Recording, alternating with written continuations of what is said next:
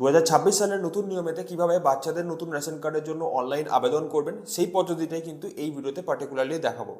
এর পাশাপাশি কতদিন সময় লাগছে, কি কি ডকুমেন্টস লাগছে, ডকুমেন্টেতে কোথায় কোথায় ভুল থাকলে এই আবেদনটি রিজেক্ট হয় এবং মোবাইল দিয়ে কী করে আপনারা ডকুমেন্টকে রেডি করে নেবেন, এই সবকটি বিষয় এই ভিডিওতে থাকলো। তাই আশা করবো আপনারা কমপ্লিটলি ভিডিওটিকে দেখবেন, দেখার পর একটি লাইক করে চ্যানেলটিকে সাবস্ক্রাইব করে পাশে থেকে বেলটিকে বাজিয়ে দেবেন ফার্দার নোটিফিকেশন পাওয়ার জন্য। চলুন শুরু করা যাক। বাচ্চার নতুন রেশন কার্ডের আবেদন করার জন্য প্রথমেই আপনাদের চলে আসতে হবে ফুড অ্যান্ড সাপ্লাইজ ডিপার্টমেন্টের অফিসিয়াল ওয়েবসাইটে। লিঙ্ক আপনারা ডিসক্রিপশন বক্সে পেয়ে যাবেন। সেখান থেকে ক্লিক করলে ডাইরেক্টলি আপনারা এরকম ইন্টারফেস পেয়ে যাবেন বা এরকম হোম পেজ পেয়ে যাবেন। এখানে আসার পরে প্রথমেই ক্লিক করবেন সিটিজেন্স হোম এই অপশনেতে, এরপরে রেশন কার্ড রিলেটেড কর্নার, এরপরে সার্ভিস রিকোয়ারিং অফিস অ্যাপ্রুভাল, এরপরে অ্যাপ্লাই অনলাইনেতে ক্লিক করলে আপনাদের কাছে বেনিফিশিয়ারি লগ ইন পেজটা চলে আসবে। এখানে একটি আধার নাম্বার দিয়ে লগ ইন করতে হবে। এবারে সবথেকে ভালো হয় যে বাচ্চার আপনি এই নতুন রেশন কার্ডের জন্য আবেদন করছেন তার বাবার বা মায়ের যে কোনো একজনের আধার নাম্বার দিয়ে এখানে লগ ইন করুন।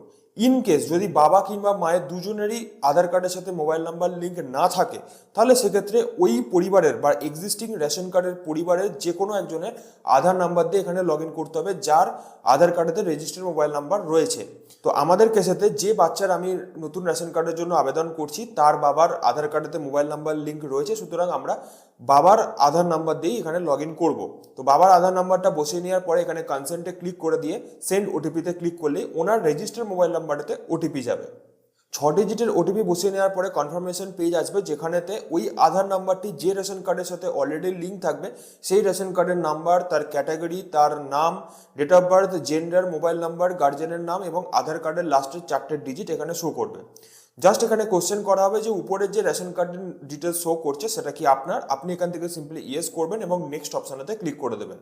এরপরেই আপনার বেনিফিশিয়ারি ড্যাশবোর্ডটা চলে আসবে, যেখানে আপনার পরিবারেতে বা এক্সিস্টিং পরিবারেতে কোন ক্যাটাগরির রেশন কার্ড রয়েছে, কতগুলি রেশন কার্ড রয়েছে, কতগুলি রেশন কার্ড বন্ধ রয়েছে এবং কতগুলি রেশন কার্ড চালু রয়েছে, এই সবকটি ডিটেলস কিন্তু এখানে চলে আসবে। অর্থাৎ অ্যাক্টিভ এবং ডিঅ্যাক্টিভ রেশন কার্ডের সংখ্যাও কিন্তু এখানে দিয়ে দিয়েছে। এরপরে আপনি সিম্পলি এখানে নিচের দিকে গিয়ে, যেহেতু আমরা ফর্ম ফিল আপ করবো তাই অনলাইন ফর্ম সার্ভিস এই অপশানেতে ক্লিক করে দেবো। দেওয়ার পরে এখানে 4 নম্বর অ্যাপ্লিকেশন ফর্ম, যেটা নতুন রেশন কার্ডের বাচ্চার নতুন রেশন কার্ডের জন্য আবেদন করতে হয়, সেই ডিটেলসে বা সেই বাটনের ওপরে ক্লিক করে দেবো। তো এখানে ক্লিক হেয়ার বাটন আছে, তো আমরা ক্লিক হেয়ার বাটনের ওপরেই ক্লিক করে দেবো। এখান থেকে অ্যাপ্লিকেশন এন্ট্রি প্রসেসটা শুরু হলো। এবারে দেখুন এখানে মোবাইল নাম্বারের জায়গাটিতে মোবাইল নাম্বার দেখা যাচ্ছে, আমি এখানে হাইড করে রেখেছি প্রাইভেসি পারপাস। কিন্তু যদি আপনাদের কাছে ব্ল্যাঙ্ক থাকে তাহলে সেক্ষেত্রে একটি মোবাইল নাম্বার বসে সেন্ড ওটিপিতে ক্লিক করবেন এবং এখানেতে মোবাইল নাম্বারটা লিঙ্ক করে নেবেন আগে। মোবাইল নাম্বার লিঙ্ক না থাকলে কিন্তু ফার্দার প্রসেসটা আপনি কমপ্লিট করতে পারবেন না। সো মোবাইল নাম্বারটা লিঙ্ক হয়ে যাওয়ার পরে বা যদি থাকে তাহলে তারপরে নেক্সট অপশনেতে ক্লিক করে দেবেন।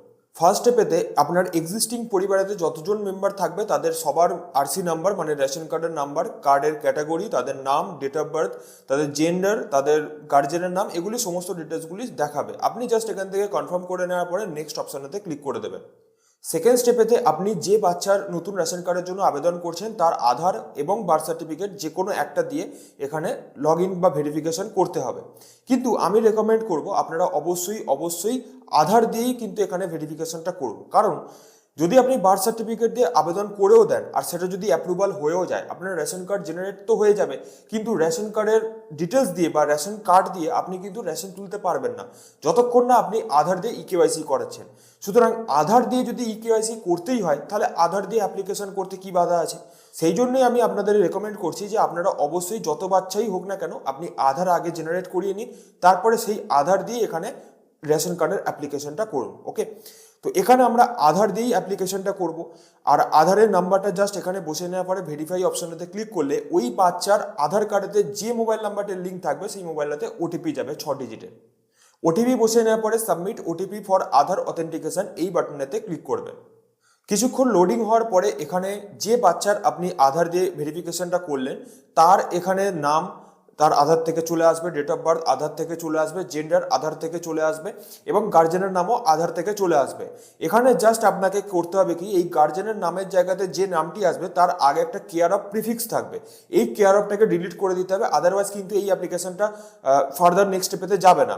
সো এই কেয়ার অফটাকে আপনারা ডিলিট করে দেবেন এবং এখানে সিলেক্ট কাস্টেতে ক্লিক করে ওই যে বাচ্চার আপনি আবেদন করছেন নতুন রেশন কার্ডের জন্য তার পরিবারটি জেনারেল কাস্টের না এসসি না এসটি না ওবিসি সেটা এখান থেকে সিলেকশন করে নেবেন। আমরা এখানে আমাদের সাথে জেনারেল সিলেক্ট করে নিচ্ছি। এরপরে সিলেক্ট গার্জেন টাইপ, এই যে গার্জেনের নামটি এখানে যার এসেছে তিনি এই বাচ্চার কে হন, বাবা হন, তো আমরা এখানে ফার্দার সিলেক্ট করে নিয়েছি। এই ডিটেলসগুলি ভেরিফাই করে নেওয়ার পরে কনফার্ম বাটনেতে ক্লিক করে দেবো। এরপরে এই অ্যাপ্লিকেশনের সাথেই যদি ওই পরিবারের অন্য কোনো বাচ্চার নতুন রেশন কার্ডের জন্য আবেদন করতে চান, তাহলে এখানে উপরের দিকে অ্যাড অ্যানাদার মেম্বার বলে অপশন রয়েছে বা বাটন রয়েছে, সেই বাটনেতে ক্লিক করে আবার আপনি সেম স্টেপটা করে নিতে পারেন। তো একসাথে একই অ্যাপ্লিকেশনের মধ্যে 2জন বা 3জন বাচ্চার নতুন রেশন কার্ডের জন্য আবেদন আপনি করতে পারেন, কোনো সমস্যা নেই। ডকুমেন্টের জায়গাটা আমি বলে দিচ্ছি একটু পরে। আমাদের সাথে এখানে একজন বাচ্চারই নতুন রেশন কার্ডের জন্য আবেদন করতে চাইছি, তাই এখানে এটাকেই রেখে দেবো। এরপরে নিচের দিকে দেখুন দুটো ডিক্লারেশন রয়েছে, দুটো ডিক্লারেশনের টিক করে নেব। টিক করে নেওয়ার পরে নেক্সট অপশানেতে ক্লিক করে দেবো। এরপরে আপনার থেকে একবার কনফার্মেশন চাইবে, আপনি জাস্ট এখান থেকে ইয়েস করে দেবেন। এরপরে থার্ড স্টেপেতে আপনাকে এখানে অ্যাড্রেস দিতে হবে, যার মধ্যে এখানে ডিস্ট্রিক্টের নাম এক্সিস্টিং যে পরিবারের যে রেশন কার্ডগুলি রয়েছে সেখান থেকে অটোমেটিক্যালি ফেচ হয়ে যাবে, ব্লক অটোমেটিক্যালি ফেচ হয়ে যাবে, গ্রামের নাম অটোমেটিক্যালি ফেচ হয়ে যাবে, এগুলি সমস্ত কিছু অটোমেটিক্যালি কিছু কিছু ডিটেলস ফেচ হয়ে থাকবে। আপনি জাস্ট এখান থেকে বিল্ডিং নেম বা নাম্বার যদি থাকে, এটা কিন্তু অপশনাল, ম্যান্ডেটরি নয়, এবং পাড়া বা স্ট্রিট নেম যেটা আপনার এলাকা থাকবে সেটা আপনি এখান থেকে বসে নেবেন, এটা কিন্তু বাধ্যতামূলক। এরপরে এখানে পিনকোড বসাবেন, পোস্ট অফিসের নাম বসাবেন এবং এখান থেকে পুলিশ স্টেশনের নামটা সিলেক্ট করে দেবেন। এরপরে নেক্সট অপশানেতে ক্লিক করে দেবেন। এরপরেই আমাদের আপলোড ডকুমেন্টের সেকশনটা খুলে যাবে। এখানে আমাদের ডকুমেন্ট আপলোড করতে হবে। এবার কি কি ডকুমেন্ট দিতে হবে সেটা একটু দেখে নিন। ডকুমেন্ট হিসাবে লাগছে যে বাচ্চার নতুন রেশন কার্ড হচ্ছে তার আধার কার্ড, তার বাবার রেশন কার্ড এবং তার বাবার আধার কার্ড। এবারে বাবার কেন, মায়ের কেন নয়, কারণ হচ্ছে বাচ্চার যে গার্জেনের নাম আছে, এই যে দেখুন গার্জেনের নাম আছে এখানেতে, এটা কিন্তু বাবার রয়েছে, সুতরাং আমরা এখানে বাবার রেশন কার্ড নিয়ে নিয়েছি, এবারে বাবার আধার কার্ডও নিয়ে নিয়েছি। এবার ভুলটা কোথায় হয়, ভুলটা দেখুন যে এখানে বাচ্চার বাবার যে নামটা রয়েছে এখানে, তার সাথে বাচ্চার বাবার যে রেশন কার্ড রয়েছে তার নামে কিন্তু হেরফের রয়েছে। দেখুন এখানে আলাদা নাম রয়েছে, এখানে আলাদা নাম রয়েছে, এবং বাচ্চার যে বাবার যে আধার কার্ড রয়েছে সেখানে আবার আরেক নাম রয়েছে। কিন্তু বাচ্চার বাবার যে আধার কার্ডে যে নামটি রয়েছে সেই নামটার সাথে বাচ্চার যে আধার কার্ড রয়েছে সেই আধার কার্ডে যে বাবার নাম রয়েছে তার নামটা মিলে যাচ্ছে, এটার সাথে এটা মিলে যাচ্ছে। কিন্তু বাচ্চার বাবার যে আধার কার্ডের সাথে বাচ্চার বাবার রেশন কার্ডের মিলছে না, এবং বাচ্চার যে আধার কার্ডের বাবার নাম রয়েছে, কেয়ার অফ রয়েছে, তার সাথে বাচ্চার বাবার রেশন কার্ডটা মিলছে না, অর্থাৎ রেশন কার্ডের নামটা ভুল আছে।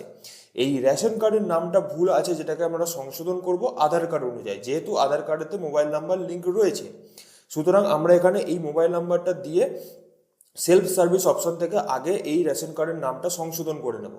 সংশোধন করে নেওয়ার পরে এই রেশন কার্ডটা বাতিল হয়ে যাবে, এই রেশন কার্ডটাকে আমরা ঠেলে দেবো। এরপরে আমরা নতুন একটি রেশন কার্ড, ই রেশন কার্ড, যেটা আমরা বার করে নিয়েছি, এই দেখুন ই রেশন কার্ড, যেটাতে কিন্তু যখনই আপনারা এরকম সংশোধন করে ই রেশন কার্ড বার করবেন সেখানে কিন্তু সিগনেচার ভ্যালিড, এই যে সিগনেচার ভ্যালিড যেটা রয়েছে এটা কিন্তু থাকা দরকার, ইম্পর্টেন্ট, এটা কিন্তু অবশ্যই সিগনেচার ভ্যালিড অবশ্যই আপনাকে থাকতে হবে, আদারওয়াইজ আপনি এই ডকুমেন্টটা স্ক্যান করে আপলোড করলে কিন্তু রিজেকশন হয়ে যাবে। সুতরাং এখন দেখুন যে বাচ্চার যে আধার কার্ডের সাথে বাচ্চার বাবার রেশন কার্ড এবং বাচ্চার বাবার আধার কার্ডের হুবহু মিল থেকে যাচ্ছে, সুতরাং এই যে ব্যক্তির সাথে এনার বাচ্চার যে সম্পর্ক সেটা কিন্তু ম্যাচ হচ্ছে, মানে ইনি যে এর বাবা এটা কিন্তু প্রমাণ হচ্ছে। আদারওয়াইজ আগের যে রেশন কার্ডে ছিল এটা, এই যে রেশন কার্ডের যে নাম ছিল এখানে যেহেতু নাম আলাদা ছিল, সুতরাং সেক্ষেত্রে কিন্তু সেটা প্রমাণ হচ্ছিল না, মানে এটা আলাদা ব্যক্তি, এটা আলাদা ব্যক্তি। সুতরাং সেক্ষেত্রে কিন্তু আমাদের আগে সংশোধন করে নিতে হবে, তারপরে ই রেশন কার্ড ডাউনলোড করে নিতে হবে, সিগনেচার ভ্যালিড করে নিতে হবে, তারপরে আমরা এই 3টে ডকুমেন্টকে স্ক্যান করে আপলোড করব। মোবাইল দিয়ে ডকুমেন্টকে রেডি করার জন্য প্রথমেই আমাদের মোবাইল থেকে ডক স্ক্যানার অ্যাপ্লিকেশনটা ওপেন করে নেব।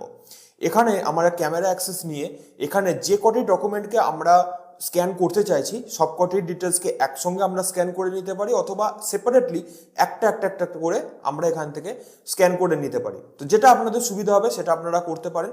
আমাদের এখানে মনে রাখতে হবে যে অ্যাপ্লিকেশনে সাবমিট করার জন্য আমাদের ডকুমেন্ট ফাইল সাইজটা কিন্তু ম্যাক্সিমাম 300 কেবির মধ্যে হতে হবে, মানে 299 কেবির মধ্যে হলে ভালো হয়। তো সেই জন্য আমরা এখানে যত বড়ই ফাইল সাইজটা হোক না কেন আমরা এটাকে আমাদের মোবাইল ডিভাইসে আগে সেভ করে নেব। সেভ হয়ে যাওয়ার পরে আমাদের ফেভারিট মোবাইলের ব্রাউজার থেকে অপেরা বা গুগল ক্রোম বা ফায়ারফক্স যে কোনো ব্রাউজারকে ওপেন করে জাস্ট সার্চ করে নেবেন আই লাভ পিডিএফ, এই ওয়েবসাইটটা। এটা কিন্তু কোনো রকম পেড প্রমোশন না, আমি জাস্ট আপনাদের সুবিধার্থে দেখাচ্ছি। তো এখানেতে আসার পরে দেখুন এখানে নিচের দিকে কম্প্রেস পিডিএফ এর বাটন পেয়ে যাবেন। এই কম্প্রেস পিডিএফ এতে ক্লিক করে সেই পিডিএফটা আপলোড করবেন যেটা আপনি এখনই আপনার ডিভাইসেতে সেভ করলেন। এই পিডিএফটা এখানে আপলোড হয়ে যাওয়ার পরে এই যে দেখুন ডান দিকেতে একটা সেটিংস বলে অপশন রয়েছে বা ছোটো মতো বাটন রয়েছে, এই সেটিংসেতে ক্লিক করবেন এবং রেকমেন্ডেড যে কম্প্রেশনটা থাকে সেটাই কিন্তু এখানে বাই ডিফল্ট সিলেকশন হয়েই থাকে, আপনি ওটাকেই রেখে দেবেন এবং তারপরে কম্প্রেস পিডিএফেতে ক্লিক করে দেখবেন যে 300 কেবির নিচে আসছে কিনা। যদি 300 কেবির নিচে এসে যায় তো মিটে গেল, কিন্তু যদি না আসে তাহলে এক্সট্রিম কম্প্রেশনেতে ক্লিক করে আপনাকে আবার একবার এই কম্প্রেস পিডিএফেতে ক্লিক করতে হবে, তারপরে দেখতে হবে যে 300 কেবির নিচে আসছে কিনা। তো যে করেই হোক আপনাকে 300 কেবির মধ্যে আপনার পিডিএফ বা জেপিজি ফাইলটাকে আনতে হবে, তবেই কিন্তু আপলোড করা যাবে অ্যাপ্লিকেশনেতে। তো আমাদের এখানে দেখুন নর্মাল কম্প্রেশন বা রেকমেন্ডেড কম্প্রেশনেতে ক্লিক করে আমরা যখনই কম্প্রেস পিডিএফেতে ক্লিক করেছি তখনই দেখুন এটা ফাইল সাইজটা 230 কেবির মধ্যে চলে এসেছে। সুতরাং এই ফাইলটা কিন্তু আমরা অ্যাপ্লিকেশনেতে আপলোড করতে পারবো। সুতরাং এটা আমরা ডাউনলোড করে নেব, ডাউনলোড কম্প্রেসড পিডিএফ এই অপশনেতে ক্লিক করে। এরপরে আমরা ফিরে যাব আমাদের অ্যাপ্লিকেশনে।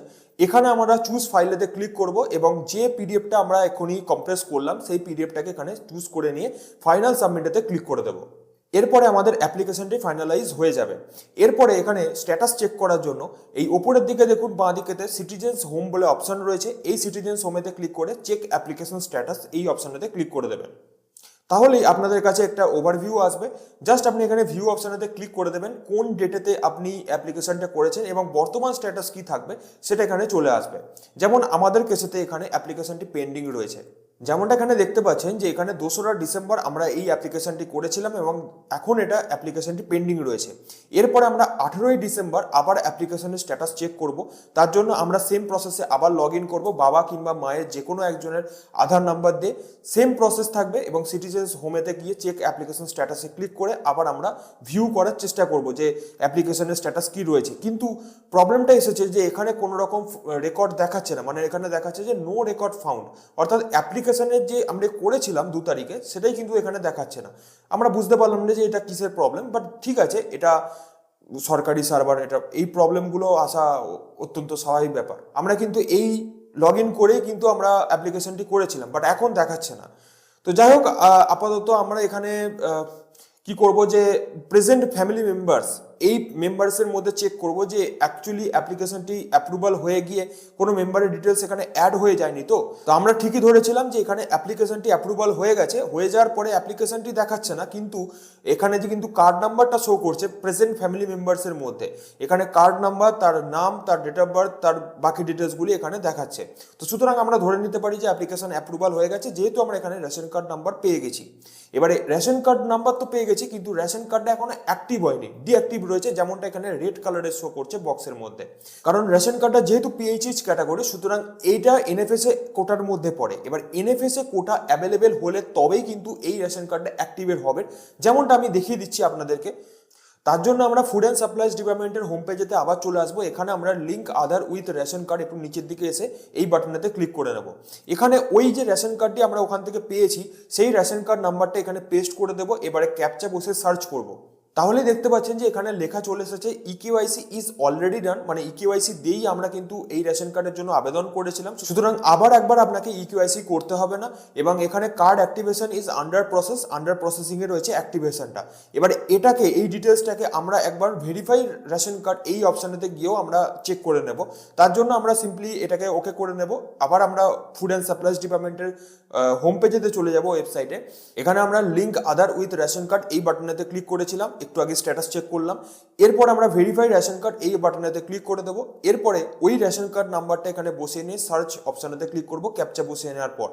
তাহলে যেমনটা আপনারা রেশন কার্ডের স্ট্যাটাস চেক করতে পাচ্ছেন যে পিএইচএইচ ক্যাটাগরির রেশন কার্ড তো হয়েই গেছে, নাম আপনারা দেখতেই পাচ্ছেন, বাবার নামও দেখতে পাচ্ছেন, ডেট অফ বার্থ এখান থেকে ডিটেলসগুলি চলে এসেছে যেমনটা আমরা দিয়েছিলাম অ্যাপ্লিকেশন করার সময়তে। এখানে ইকেওয়াইসি ডান এই অপশানেতে দেখুন ইকেওয়াইসি ডান তো লেখাই আছে, কিন্তু card can not be activated due to lack of space in NFSA, অর্থাৎ এনএফএসএ কোটা অ্যাভেলেবেল হলে তবেই কিন্তু এখানে এই রেশন কার্ডটি অ্যাক্টিভেট হবে। এবারে এই এনএফএসএ কোটার ব্যাপারটা হচ্ছে যে যারা যারা আগে থেকে বুকিং করে রেখেছে, অর্থাৎ রেশন কার্ড কার্ডের ক্ষেত্রে যারা যারা এখনো এই পিএইচএইচ বা এসপিএইচএইচ ক্যাটাগরির রেশন কার্ড রয়েছে, তাদের মধ্যে যদি কেউ মৃত হয়ে থাকে বা স্বেচ্ছায় কেউ রেশন কার্ড বন্ধ করে দিয়ে থাকে বা সারেন্ডার করে দিয়ে থাকে, তাহলে সেক্ষেত্রে সেই যে জায়গাগুলি খালি হবে সেই জায়গাগুলিতে কিন্তু আপনাদের এই যে রেশন কার্ডগুলি সেগুলো কিন্তু পুশ করা হবে বা অ্যাক্টিভ করা হবে এক একটা করে। অর্থাৎ তার জন্য ওই ট্রেনের রিজার্ভেশন সিস্টেমে যেমন হয় সেরকমভাবে ওয়েটিং লিস্টে আপনাকে থাকতে হবে যতক্ষণ পর্যন্ত কেউ কোনো ব্যক্তি মারা না যায় বা কেউ স্বেচ্ছায় সারেন্ডার না করে। সুতরাং সেই পর্যন্ত আপনাকে ওয়েট করতে হবে। যখনই স্পেস খালি হবে তখনই কিন্তু এই ইকেওয়াইসি হয়ে যাওয়া বন্ধ রেশন কার্ডগুলিকে এক একটা করে অ্যাক্টিভেট করা হবে। বুঝতে পারলেন ব্যাপারটা? কিন্তু আরকেএসওয়াই 1 বা 2 এর ক্ষেত্রে এরকমটা নয়। আরকেএসওয়াই 1 বা 2 এর ক্ষেত্রে এটা কিন্তু 2-3 মাসের মধ্যেই কার্ডগুলি অ্যাক্টিভেট হয়ে গিয়ে রেশন পাওয়া শুরু করে যায়। কিন্তু পিএইচএইচ বা এসপিএইচএইচ ক্যাটাগরির রেশন কার্ডের ক্ষেত্রে কিন্তু মোটামুটি আমরা দেখেছি যেটা 10 মাস থেকে 1 বছর পর্যন্ত সময় লাগছে এই রেশন কার্ডগুলি অ্যাক্টিভেট হতে। আবার কোনো কোনো ক্ষেত্রে কোনো কোনো এলাকাতে হয়তো সঙ্গে সঙ্গে অ্যাক্টিভেট হয়ে যেতে পারে, সেটা বলা যাচ্ছে না, কিন্তু ম্যাক্সিমাম টু ম্যাক্সিমাম 1 বছর পর্যন্ত সময় লাগছে এরকমটা কিন্তু দেখা গেছে। সেটা আমাদের বাস্তব অভিজ্ঞতা থেকে বললাম, আপনারা আপনাদের এলাকার 1-2টা কেস নিয়ে বললে কিন্তু হবে না। এরপরে অনেকের কোশ্চেন থাকে যে আমাদের রেশন কার্ড তো জেনারেট হয়ে গেছে, কিন্তু রেশন কার্ডটা অ্যাক্টিভেট হয়ে যাওয়ার পরে আমরা কিভাবে নতুন রেশন কার্ড পাবো? তার জন্য কিন্তু আপনারা অবশ্যই অফিসিয়ালভাবে আপনারা রেশন কার্ড বাই পোস্টে পেয়ে যাবেন, অথবা আপনারা যতক্ষণ না বাই পোস্টে রেশন কার্ড পাচ্ছেন ততক্ষণ পর্যন্ত ই রেশন কার্ড ডাউনলোড করে তার সিগনেচার ভ্যালিড করিয়ে নিয়ে আপনারা রেশন ডিলারের থেকে রেশন তুলতে পারেন। সেটা কোনো সমস্যা হওয়ার কথা নয়। যাই হোক, এই ভিডিওতে আমি বাচ্চাদের নতুন রেশন কার্ডের জন্য আবেদন অর্থাৎ যে অনলাইনে 4 নম্বর অ্যাপ্লিকেশন ফর্ম ফিল আপ করা দেখিয়েছি এবং এর পাশাপাশি সমস্ত কনফিউশন এবং ডাউটগুলো ক্লিয়ার করে দিয়েছি। যদি এরপরেও কোনো রকম ডাউট বা কনফিউশন থাকে আমাকে এই ভিডিওর কমেন্ট বক্সে কমেন্ট করুন। বাকি ভিডিওটি দেখে ভালো লাগলে অবশ্যই একটি লাইক করে দেবেন, চ্যানেলটিকে সাবস্ক্রাইব করে দেবেন, পাশে থাকা বেলটিকে বাজিয়ে দেবেন ফার্দার নোটিফিকেশন পাওয়ার জন্য। আর অবশ্যই শেয়ার এবং হাইপ করতে ভুলবেন না। আজকের মতো এইটুকুই, দেখা হচ্ছে আমার next video. Till then, bye by.